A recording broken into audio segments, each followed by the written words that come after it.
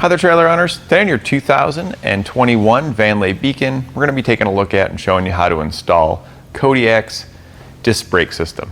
And this is what our disc brakes look like when they're installed. You're going to receive a rotor with the races pre-installed, a loaded caliper, which means that our pads come pre-installed on it, as well as the bracket to get your caliper mounted up. These components are going to be covered in a dacromet finish to protect it against rust and corrosion, and it does give it a nice shiny look to it, so it does give it a better appealing look than what an old drum would be. The rotors are designed for 8,000-pound axles. It's a 13-inch rotor with an 8-lug setup.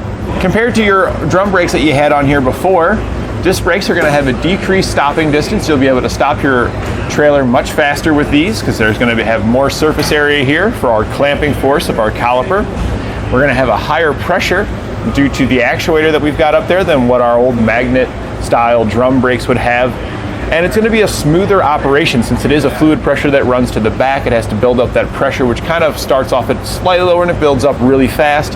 And that kind of transitions the brakes on smoothly so it feels nice and natural when you're coming to a stop. It's going to feel almost like you don't even have a trailer hooked up because it's so smooth. Now with this kit, you do get all the components we just talked about, but you are going to need a few additional items to get a full electrical or hydraulic conversion on your trailer.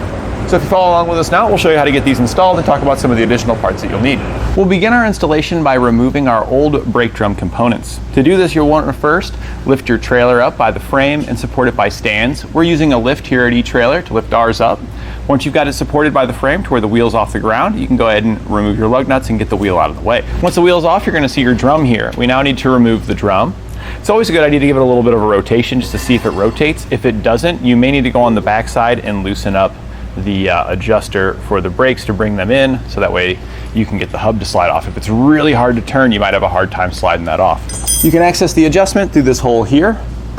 Just use your screwdriver to pop these caps off of there. There's 2 caps. And then inside you're going to have a little star wheel, and that star wheel there is going to be your adjustment. You can use a screwdriver to adjustment, but they do make actual tools for adjusting your brakes. This is a brake adjustment tool here. It's got a couple of different angles and a flat spot, so you can get it in here so you can turn the star wheel that's inside. And you'll hear it click when you turn it. Now ours is already loose, so we don't really need to adjust ours to get it off. Now that we've verified that, though, we can rotate it so we can get this off. Let's take our pry bar here. We're just going to stick it between the studs, and then we'll use a pair of channel locks to remove the cap here on the end. Just take your channel locks around the cap and then just twist it off. And we're going to use our pry bar here to hold the assembly from rotating.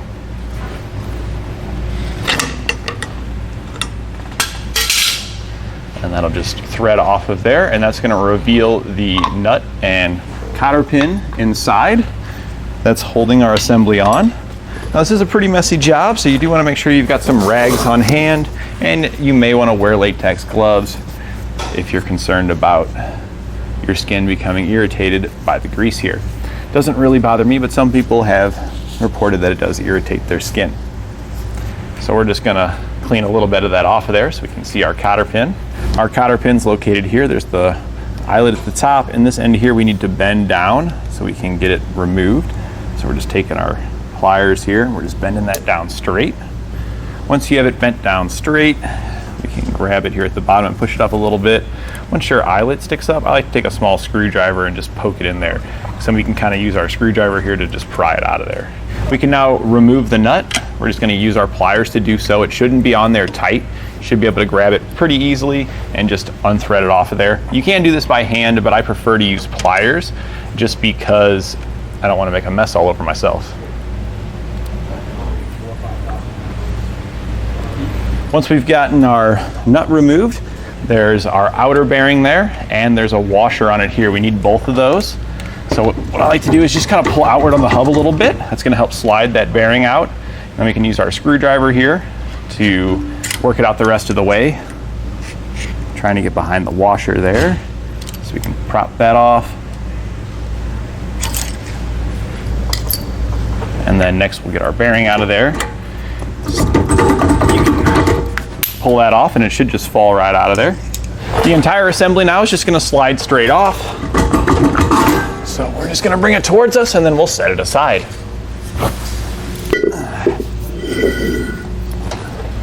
We can now access our brakes behind it. We're gonna remove the entire assembly here along with the backing plate. You're gonna need a 19mm socket and wrench to do so. And we're gonna be using a breaker bar to start, just because these are on here pretty darn tight and your impact may or may not struggle getting them loose. So we're gonna break each one of the nuts loose with our breaker bar here real quick. And that's pretty much usually all you need, is about one turn with the breaker bar there. We'll then repeat that on each of the nuts just to make it easier to get them off. Sometimes you may have to go on the other side and turn the bolt and use your wrench on the other side if you can't fit your tool in there. Once you got them broke loose, you can then use your impact and zip these all the way off. You do want to save this hardware. We are going to be reusing it. So you want to make sure you save your hardware. You should have a bolt, lock, washer, and a nut, and you'll have 4 of each of those. Once you've got all those removed, the assembly will come off once we cut our wires. So you'll have some wires coming out of the back of your brakes. They're right here. The kind that's sheathed right here is what's actually going to the brake assembly. So that's what we want to cut off. You can leave your wires in the axle. It's not going to hurt anything. And the assembly will then just slide off, and we'll set that aside as well. Spindle all cleaned up here. Get everything wiped off of there. If you are unsure of the type of grease that you had previously used on your old brakes from the factory, I recommend getting all of it off of there, so that way when you go back together, you're using only the new grease. You don't have any old stuff on there, because mixing different types of greases can cause them to break down. So you do want to make sure you're using the same types. So that's why we're just going to get all this off of here, and we're going to be switching this over to a higher quality grease. Well, we can now take our caliper mounting bracket. This is what's going to replace the old brake assembly that we had just removed. It's going to bolt right up to the flange there. You see all of our holes are going to line up. We want our caliper here to be facing towards the rear of the trailer. That's what it calls for us 8,000 pound axles. Now if you had an axle that was larger than 8,000 pounds, they would install on top. But since we have 8,000 pound axles, we want it to go here. We'll then use the hardware that we just removed, slide our bolt through, followed by our washer and our nut. And then we're just going to repeat this for the 3 remaining holes. And then we can go back and tighten down our hardware.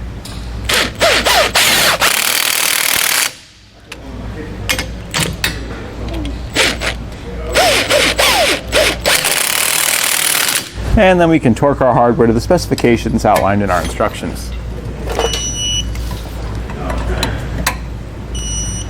We can now assemble our new bearings into our hub assembly. You need to make sure you have the correct bearings that work with your hub and your spindle and everything here. So we want to take a look at the old bearings that we've got here. And we can see our old bearing is a 02475. So we can make sure we've got the correct bearing. That's going to replace it over here in our new assembly here. And we've got our new bearing here, and we can see that it is a 02475. So it's the same bearing. You just want to match your inners and outers and make sure that they're all going to be correct. The easiest way to do that is to use the numbers written on the actual back of the bearing. When you go to replace your drum assembly here with a disc brake like this, or even if it was just with a different drum, if you were just doing maintenance, you would want to replace your bearings, especially if they have the races here pre-installed in them.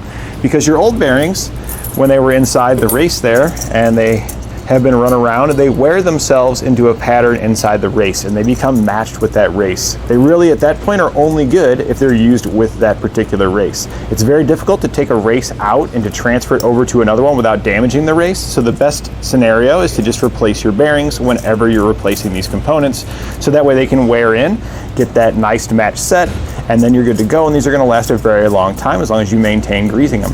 eTrailer's taken the time to verify the most common bearings you use with the particular size axle, already kitted up, so that way you can just buy a kit here with the sizes that you need. We're using eTrailer's 8,000 pound bearing kit for 13-inch hubs, and that just happens to be the exact numbers we need to match our old ones and work with our new setup here. Next, we're going to be greasing our bearings and then installing them into the hub. To do that, there's a couple of ways. You can just take the bearing and you could just put some grease on your hand and smash it in there to pre-pack the bearing.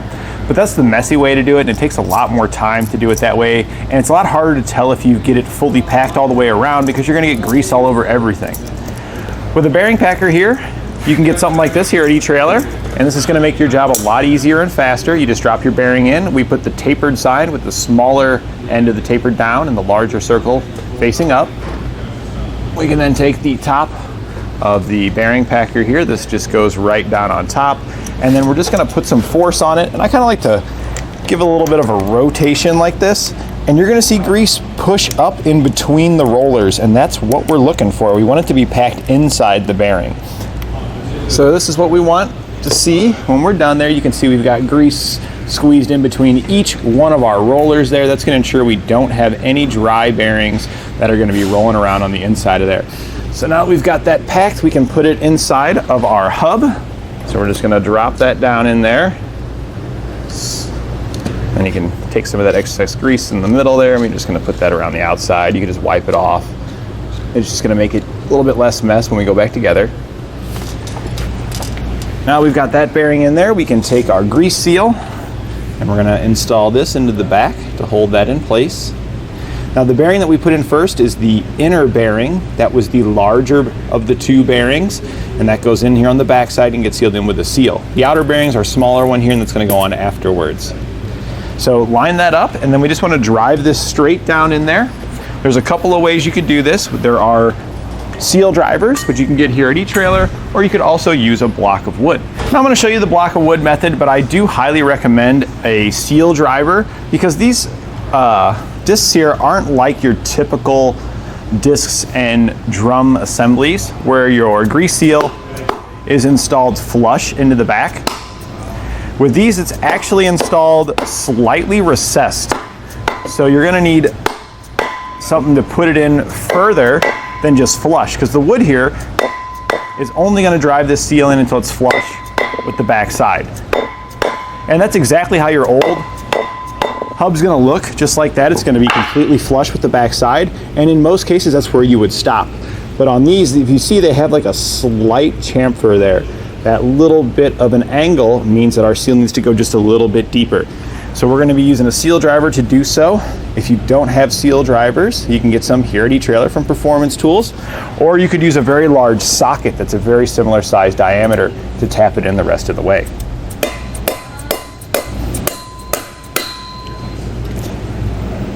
And that's pretty close there. You can see we've got it nice and recessed on this side. This side here just needs to be tapped just a smidge more, and that'll put us where we need to be.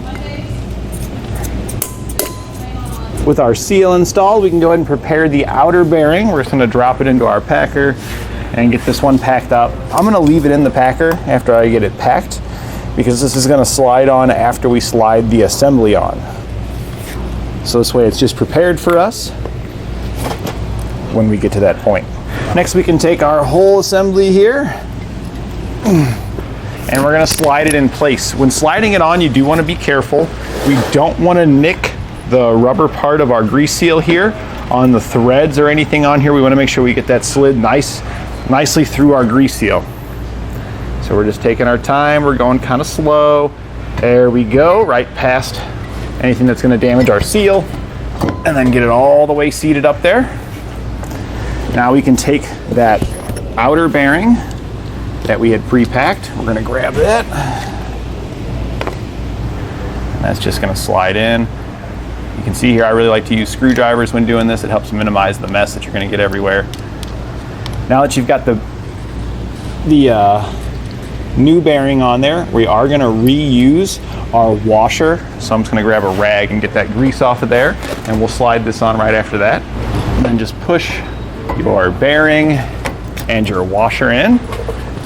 After you get that inserted, we'll follow that up with our nut that we had removed. Again, I'm just gonna wipe off the grease. And you don't have to get 100% of the grease off of here. We're just trying to get the majority of it out of there, because there's gonna be little spots and little grooves you're just not gonna get it out of. Once we get the majority of that out of there, we'll just thread that on there.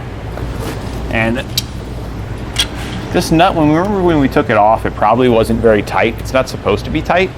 But what I like to do with it to ensure that we've got our assembly all the way seated and our bearings are going to be in the correct location, I like to over tighten it to begin with, and then I'll back it back off and we'll set it correctly. So we're just going to start by getting it nice and snug. That's going to ensure that our bearings are fully seated, and then we'll just back it off now. And then once we back it off, it's completely loose, you can see right now. We're gonna then rotate it, and when you're rotating it, look for your hole. There's our hole for our cotter pin. We want it to be pretty much just to the point where it stops, so it's about right there. We can feel that it got just a slight bit of pressure on it. It just barely stopped. If I wanted to by hand, you can see I can still move it by hand. We want it to be as close to that hole as possible. If you're completely covering up that hole, sometimes you need to back it off just a smidge to put it in, and sometimes you need to go slightly forward. In most cases, you're better off backing it off a little bit than you are going too tight, because you don't want to have your bearings too tight. That'll burn them up. But in our case here, you can see we're very, very close. The hole is revealed, so the little tiny bit that we're gonna snug on it there should not over tighten our bearings. And then we'll just take our cotter pin that we had removed. That's gonna slide down and back into place. Drop out the bottom. Sometimes you gotta tap it in there. We kind of deformed it a little bit when we took it out, and that's pretty common. You could also just replace the cotter pin. We have cotter pins available here at eTrailer if you need to do so. There we go, though. If you can get it back down in there, then you likely don't need to replace it. And then we'll just bend over the other side here, bend those upwards. And our assembly is all good here. It's installed and adjusted. We can now grab our caliper and go to put that on. You are gonna have to put your bolts in first, or else they're gonna hit at least the top one, that'll hit your leaf spring. Then you're gonna have to pull them back out just a little bit. We can't have the bolts sticking through, or else the caliper's not gonna go on. So just slide them out a little bit. And then this is just gonna sit into place. You can see our pads are gonna go on each side of the rotor, and this flat surface here is gonna sit up against the flat surface on both sides of our caliper here, right into our caliper bracket. So here we're on the back side. We want to thread our bolts that we had pre-installed in the caliper into the caliper bracket. Get those started. You can see here the upper bolt where it's hitting on the leaf here, so that's why we had to pre-install it in there. Just get that one started as well. And then once we get both of these started, we can snug them down with a 13mm wrench. And then we can torque our caliper bolts to the specifications outlined in our instructions.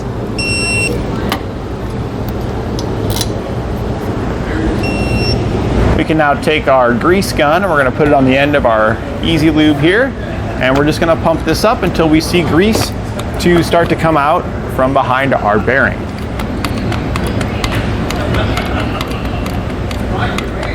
We'll then take our cap here, we're just going to thread it on, get it started, thread it down. And your torque spec is actually written on the cap here. So it says right here, torque 20 to 30 foot-pounds. So then we're just gonna grab our torque wrench here in a suitable socket size. This is a 2 1/4 inch. And I'll use a pry bar. We can take the pry bar and put it through the some of the studs there, and then I'll just have it kind of rest on my leg, and that'll keep it from rotating. And then we'll just tighten it down.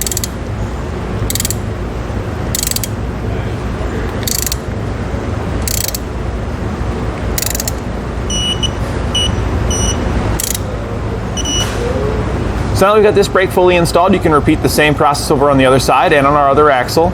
And then to finalize your installation, you will need some additional parts. Because you've got disc brakes at every axle, but you need to be able to get hydraulic pressure to them to activate them. So we're using a line kit from Hydrostar. That's going to come with our flexible hoses here, as well as our hard lines. And this is going to go from the actuator that we've got mounted up front and send that fluid back here to our brakes. So you want to get those kits and get those installed. And you want to make sure that your actuator has at least 1600 psi of pressure to work with disc brakes. There are different actuators out there from Hydrostar, and they could be set up for drum brakes if they have a lower pressure. So make sure you've got that 1600 psi of pressure. Once you've got all your components installed, we do need to bleed the brakes to get all the air out of the system. So that way when our actuator here applies, we've got solid fluid pressure all the way back. If there's any air in it, it'll compress and you're going to get uneven braking, and it's also going to reduce the performance of the whole system. You may not be able to stop. So we need to make sure we get this all the way bled out. We're going to remove the cap. Make sure you have the cap off when bleeding, because it can actually suck the rubber seal right out of the cap. So we're going to get that off, and then we just want to fill this up all the way. I've already got it topped up, and we're using DOT3 brake fluid. So we're going to head back to the wheels at the back, but we're going to need an assistant here at the front to actuate the actuator here. There's two ways they could do that. They could pull the breakaway switch pin, that's going to turn the system on, or you could hook it up to your truck and you could use the manual slide on your brake controller to activate the system. So let's head back to the wheel now, and we're going to get those bled out. So we're starting here at the furthest wheel from our actuator. So our actuator is located on the front, a little bit towards the driver's side, and our line runs down the driver's side. So that makes this the farthest from that. If you start at the furthest, that means you're going to get the majority of your lines bled just from this one, and you only really are just doing the short distance that goes to each caliper from there. So this will speed up your bleeding process. So back here at the wheel, we've got our tire off, we've got our new systems installed. You've got two sets of bleeder screws on your caliper here. We want to make sure we're using the one that's at the top. You can ignore this one at the bottom. We won't need that for anything. This is going to squirt out with pretty high pressure, so I recommend you have a clear hose here so you can see inside the hose to verify if you've got air bubbles or a solid stream coming out, and just poke that right over it. You can then have the hose go down into any kind of container. We're just using an old drinking bottle here that we drilled a hole in the top, but you can just use a pan. A pan would work fine. Do keep in mind though that high pressure, we kind of poked it down through the cap, because if it's just in a pan, it can kind of whip around a little bit because of that high pressure. We'll then take our 5/16 wrench that's going to fit on our bleeder here, and we're going to have our assistant go ahead and turn on the system. So it's pressurized, we can hear it. We're going to crack it loose, and we're just going to let fluid flow. You can go ahead and turn it off until we get a nice solid stream, just like this. What you're seeing down here, this is feeding back up, but if you see these bubbles like this coming out of our hose, you're not done yet. You want to have a solid stream coming out. Once you've got a solid stream coming out of this one, you want to make sure you go back up to your actuator and top it off, because it does push through the fluid pretty fast, and if the system goes dry when bleeding, you have to start all the way over from the very beginning. So we're going to top it up front, and then we're just going to move on to the next wheel over here, and go over to the other side and continue on repeating this process at each wheel until you've got a solid stream coming out of each one. I do recommend that at each wheel you do stop and check your actuator and make sure that it is topped up on fluid. Once you're all done, you can then reinstall your cap, and we're ready to hook up to our truck and hit the road. And that completes our installation of Kodiak's disc brake system on our 2021 Vanleigh Beacon.